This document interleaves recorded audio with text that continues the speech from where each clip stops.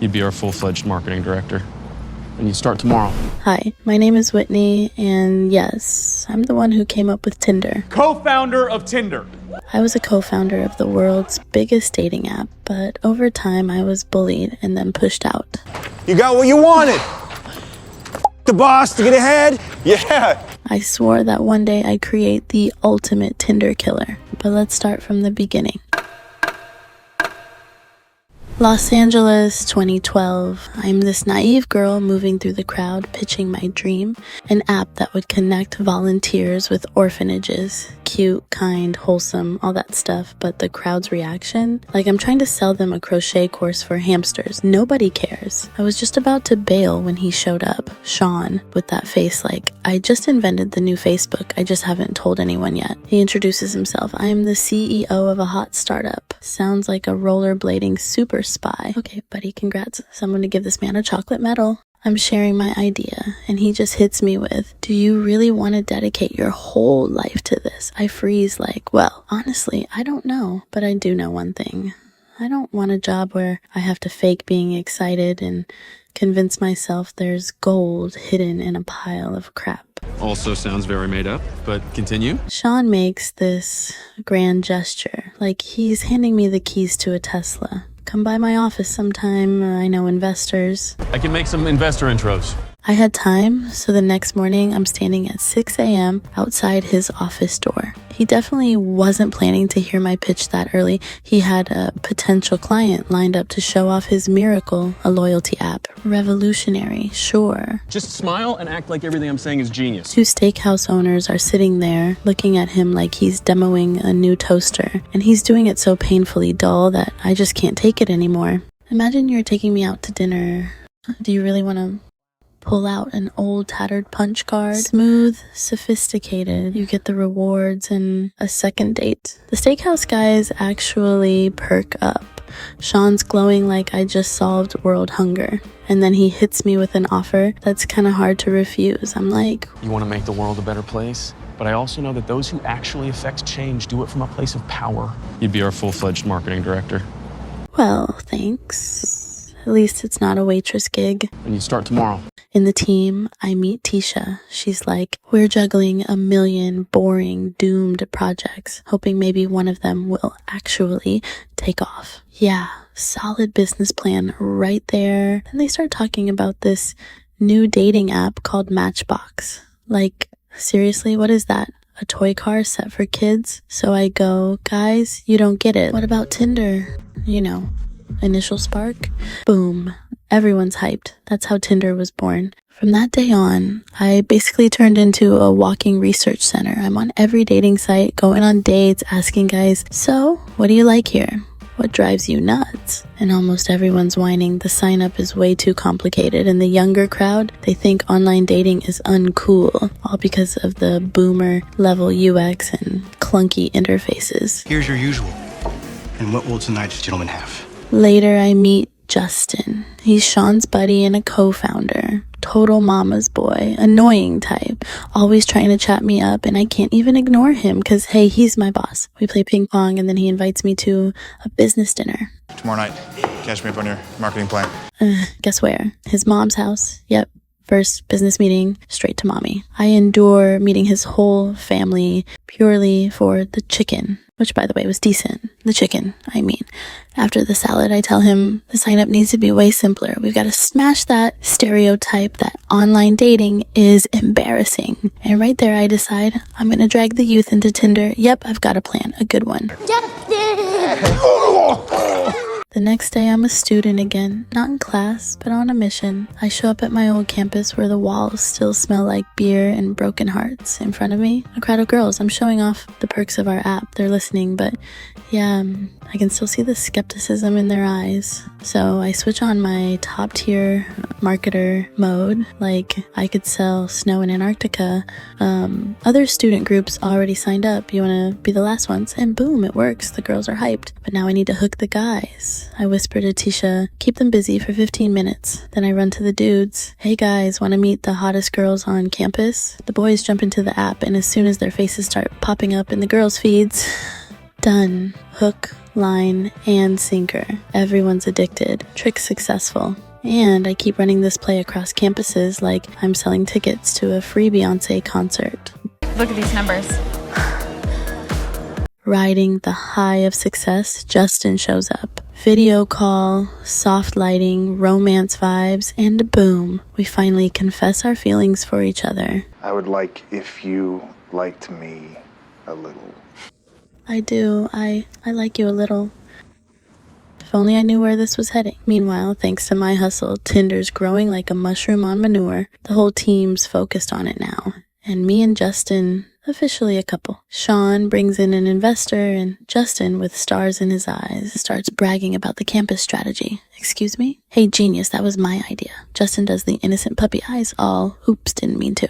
Later, Sean makes the big announcement. Whitney is the newest and certainly the most feminine co-founder of Tinder. Yes. I'm shocked. I'm thrilled. But yeah, with growth comes trash. Guys start dumping their uncensored photo masterpieces into the app, and our girl Beth, she's stuck deleting them all day. Soon Tinder wins Best New Startup. Everyone's celebrating, walking up on stage. Everyone except me. How is that even possible? It stings. It's humiliating, but fine. Whatever. And then a new headache hits me. The girls from the team come up like, Whitney, this is unbearable. The app's flooded with nasty photos. The rules don't do anything. They report and nothing happens. We're exhausted, and I agree. Something needs to change. I bring it up at a team meeting. Yeah, right. Nobody even flinches. Justin waves it off. It's just chicks complaining because some guy rejected them. And that's it. Romance officially dead. I call it quits. I need to focus on work. And this jerk smirks. Please, you work for me. I snap back. I'm a co-founder too.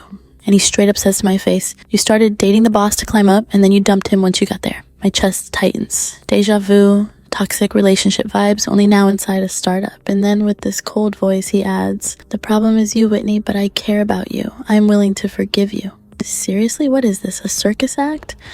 I walk away from him, but in the office, he starts spamming me with hundreds of vile messages. There's no way to focus on work anymore. I tell Tisha what's going on. She's blunt. You need to talk to Sean. Even in the time interview, they didn't list you as a founder. So I go to Sean. He's all lazy about it. Nobody reads that crap. I lay it all out. Justin, the mess after the breakup, the thousands of messages. And Sean goes, you're both adults. Deal with it yourselves. Only when I shove the actual receipts in his face, miles of texts, threats, pure filth, he finally sighs. I'll talk to him. Finally, the big day. Tinder's about to hit 1 million users. I storm into the office like Siri herself is yelling, girl, this is your moment. And what do I see? The counter flies forward and boom, 1 million users. Sean delivers it all dramatic like he personally invented fire. Oh. 1 year ago, and Pundit told us that Tinder wasn't gonna make it. We have 1 million reasons. And thanks to who exactly? That night we're popping champagne, everyone's glowing, and then I meet Andrei Andreev, the Badoo boss. In Europe and Latin America, he's basically the king of matchmaking, millionaire of love apps. He's heard about my campus strategy and goes, wow, girl, I know it was your brain that made Tinder explode. I've got 376 million users. I want you to work for me and make Badoo huge in America. Name your price. I smile. I nod, but I tell him, Tinder is my everything. I refuse because, yeah, I'm a romantic idiot, but at least one with principles. I step out of the party and guess who shows up? Of course, Justin. This walking toxic waste follows me like a shadow. Who are you talking to? You can't bring boyfriends to company parties. I keep quiet and he starts growling like a busted blender. You're gonna get fired. Having a female co-founder is embarrassing. We look like a joke. Can you believe that? Thanks, Mr. Sexism. Will not be good for you. Scary. Very scary. After that, everything really went to hell. People whisper behind my back. The guys in the office start cracking dumb, humiliating jokes at me. Every day turns into my personal bullying episode. I go to Sean, trying to keep it together.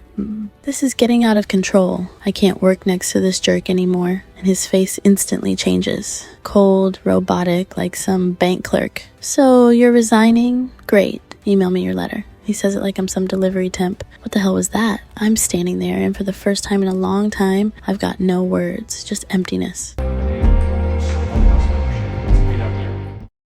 In the end with lawyers, I get a payout. For me, a huge deal. For Tinder, pocket change. I keep repeating, I'm a co-founder, I help build Tinder, but the lawyers give me the verdict. Don't even try to fight Tinder. And if this becomes a public trial, you have to think about how you'll be perceived. Yeah, I leave, but sometime later the story leaks to the press. How? No idea. Obviously it was them, but I've got zero proof. So I'm at home endlessly scrolling articles about me. They all say the same thing. Whitney was never and never deserved to be a co-founder. Online, I'm branded crazy. And you know what stings? Tisha is still there. She looks me dead in the eye and goes, You didn't seem to have such a problem with them, Whit, when that situation was working in your favor. Because once you climbed up the ladder, you never reached back down. We fight, and I'm left alone with a bottle, panic attacks, and the feeling that every pair of eyes on the street is staring only at me. Every glance is a verdict. Every word is a comment thread. Tinder's skyrocketing and I'm crashing straight into the gutter. My online rep now? Fraud psycho. My brain quietly falling apart like an old iPhone that ran out of updates. And then one day, a call. Andre, yep, the Badu guy with 376 million users in his pocket. He wants to meet. I'm tense, but I go. He smiles. So, glad you had such a story with Tinder. Makes poaching you easier. We go to a show and I pitch him my big idea. All inspired. I want a social network just for women. The only currency is compliments and kindness. He shakes his head. Let's make a dating app. I roll my eyes. Seriously again? The internet's already a hellhole of men's rules. Women are sitting ducks out there. But as I'm saying it out loud, bam. Light bulb moment. That's the key. Dating, but done right. I turn to him and go, I don't want to be hired. I want to be a founder. Wow. Andre nods. Okay. Maybe you want my helicopter too, huh? Captain Whitney.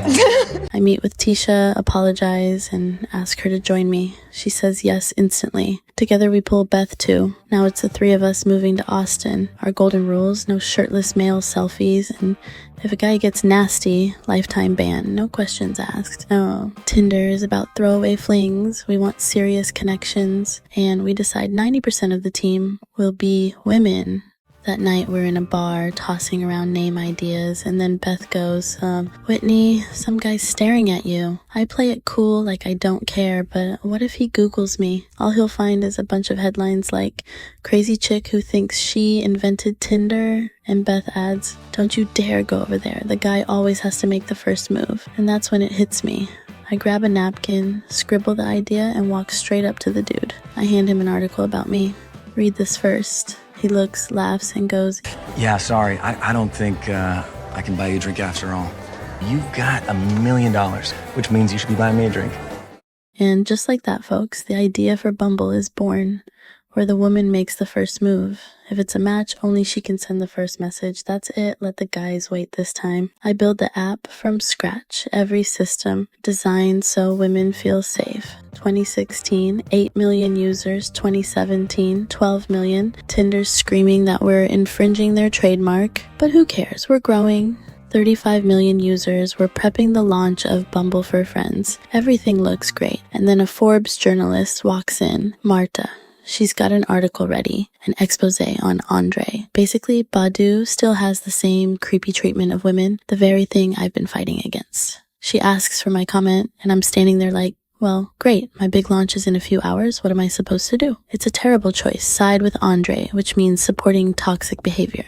Or side with women, which means risking everything.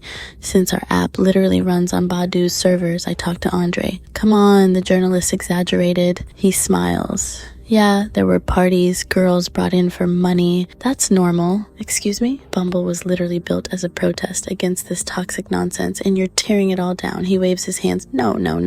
I respect you. I'm a good guy, I swear. This is just a lesson for me. I'll fix it. Okay, fine. But on stage, I pick a side. I say I'm sickened by what happened at Badu. Just because I personally didn't see it doesn't mean it didn't happen. Nobody deserves to be humiliated at work. I will not stand for toxic behavior. Andre leaves. Badu's stock drops 15%. Tisha's with me. Michael's with me. I'm holding it together, but in my head I'm like, well, that's it. Total fiasco, bro. A few days later, a guy from Blackstone shows up. We bought out Andre's stake. Big changes are coming for both Badoo and Bumble. Let's talk about your role. I shoot back immediately.